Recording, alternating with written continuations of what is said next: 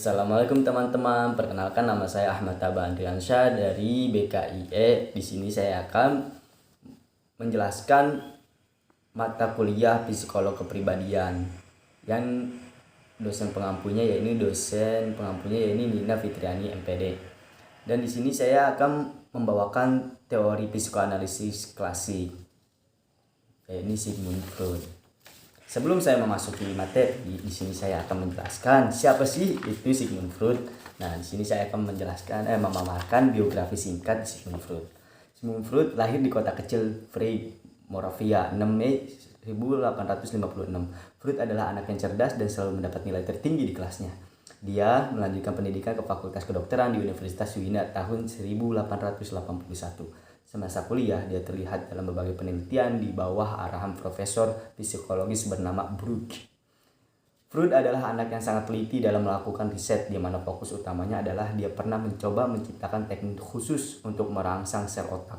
Bruch juga membantunya mendapatkan kesempatan melanjutkan pendidikannya, pertama dengan psikiatris terkenal Schwartz di Paris, kemudian dengan lawan Bruch, Brenim di Nazi. Freud juga seorang penulis yang sangat produktif, menerbitkan lagi dari 320 buku, artikel, dan esai.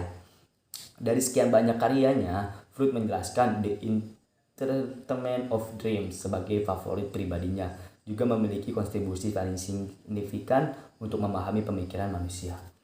Buku tersebut merupakan buku yang berisi dasar-dasar teori dan ide yang membentuk psikoanalisis pada tahun 1902. Freud adalah seorang perokok cerutu berat sepanjang hidupnya. Hal ini menyebabkan dirinya mengidap kanker mulut pada tahun 1939.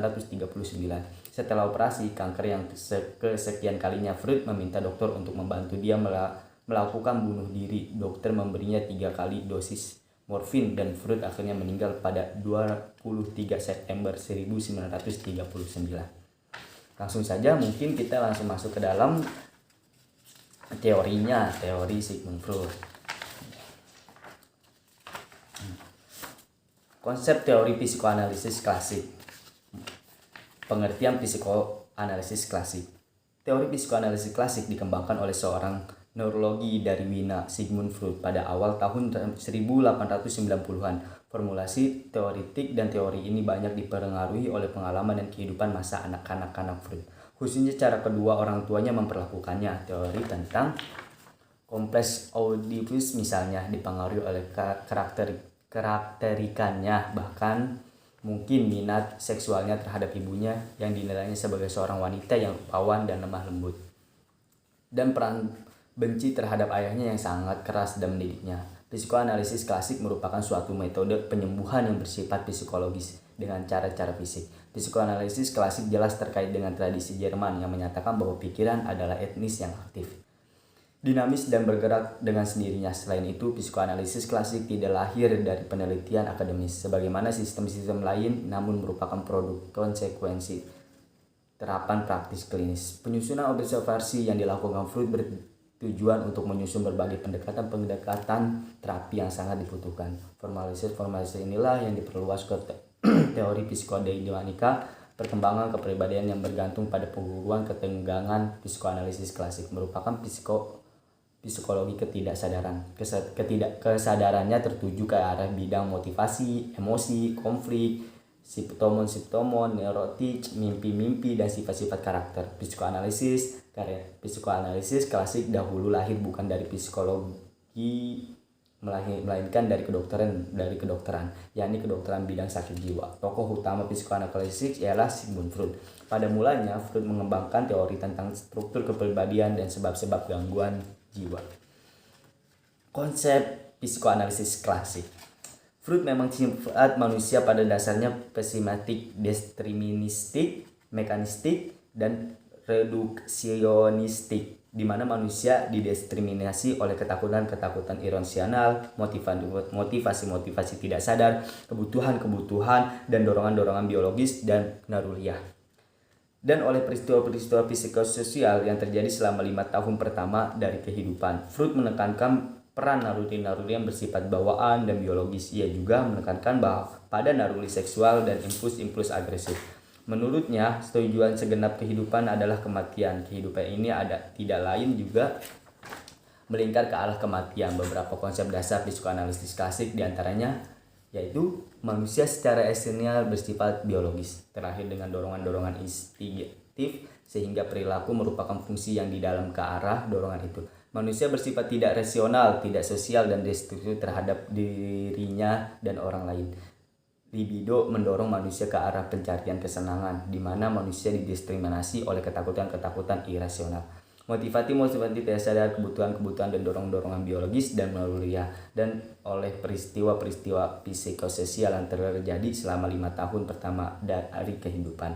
Alam sadar adalah bagian kesadaran yang memiliki fungsi mengingat, menyadari dan merasakan sesuatu yang secara sadar. Alam sadar ini memiliki ruang yang terbatas dan saat individu menyadari berbagai rangsang yang ada di sekitar kita. Alam persadaran yaitu bagian dari yang menyimpan ide, ingatan, dan perasaan yang berfungsi mengantar ide, ingatan, dan perasaan tersebut ke alam sadar jika tidak berusaha mengingatnya kembali. Alam bawah sadar adalah bagian dari dunia kesadaran yang terbesar dan sebagian besar yang terpenting dari struktur psikis, karena segenap pikiran dan perasaan yang dialami sepanjang hidupnya yang tidak dapat disadari lagi akan tersimpan di dalamnya. Ketidakmampuan menaruh kepercayaan pada diri sendiri dan pada orang lain, ketidakmampuan mengakui dan mengungkapkan perasaan-perasaan benci dan marah. Penerapan psikoanalisis dalam konseling. Peran utama konselor dalam konseling ini adalah membantu klien dalam mencapai kesadaran diri, ketulusan hati, dan hubungan pribadi yang lebih efektif dalam menghadapi kecemasan melalui cara-cara realistis. Dalam konseling psikoanalisis terdapat 3 bagian hubungan konselor dengan klien, yaitu analisis, transferensi, dan kontratransferensi. Yang pertama A, analisis, yaitu sikap klien kepada konselor yang relatif rasional, realistik, dan tidak neurosis, merupakan produksi untuk terwujudnya keberhasilan konseling. B, transferensi, yaitu merupakan pengalihan segenap pengalaman klien di masa lalunya terhadap orang-orang penguasaannya yang ditujukan kepada konselor dan merupakan bagian dari hubungan yang sangat penting untuk dianalisis. C, kontraferensi, yaitu kondisi di mana konselor mengembangkan pandangan-pandangan yang tidak selaras dan berasal dari konflik-konfliknya sendiri. Kontraferensi bisa terdiri dari perasaan tidak suka atau justru keterkaitan dan keterlibatan yang berlebihan. Kondisi ini dapat menghambat kemajuan proses konseling karena konselor akan lebih terfokus pada masalahnya sendiri. Konseling psikoanalisis klasik diakui oleh Freud sebagai suatu pendekatan yang hanya tepat untuk kelompok individu tertentu. Seiring perkembangan teori psikoanalisis klasik tersebut, gangguan mental dikelompokkan ke dalam 2 kategori, yaitu psikosis dan neurosis. Psikosis merupakan bentuk gangguan mental yang ditandai oleh hilangnya kontak dengan realitas karena hilangnya kemampuan individu untuk mempersepsi dan menginterpretasikan pengalaman internal dan eksternalnya.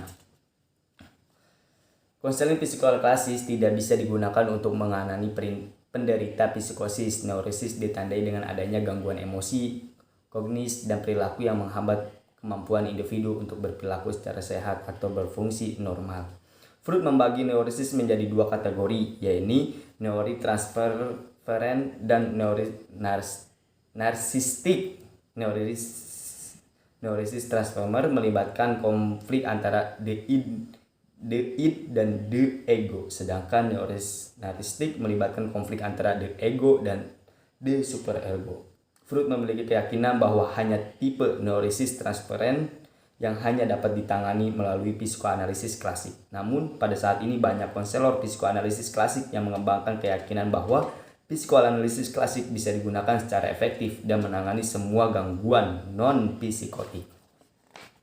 Mungkin hanya itu yang bisa saya sampaikan, kurang lebihnya mohon maaf. Billahi taufiq wal hidayah. Wassalamualaikum warahmatullahi wabarakatuh. Mantap.